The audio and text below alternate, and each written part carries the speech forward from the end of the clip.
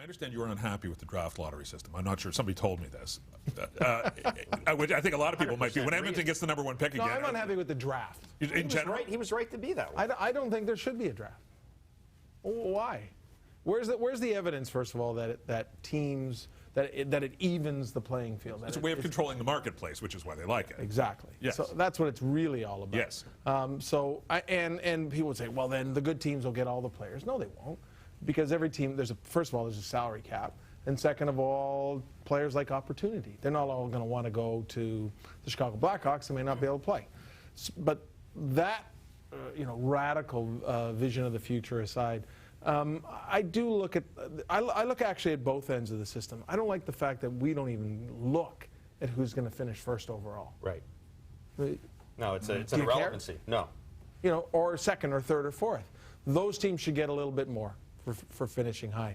And the teams at the bottom shouldn't, in my mind, get rewarded. Now, the new draft lottery system takes it away. You finish dead last, you've only got a 20% chance of getting the first overall pick. That's pretty good.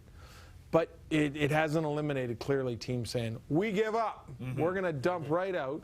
Buffalo did it last year. The Leafs are doing it this year. Some teams may do it starting, Monday or at that point. So I just think it's unseemly. I do wonder. I think there's a whole bunch of different things you could do. I'd like a little tournament at the end, have a few teams play off. That might be a bit awkward, but it's not that I'm against it. This is better than what it was.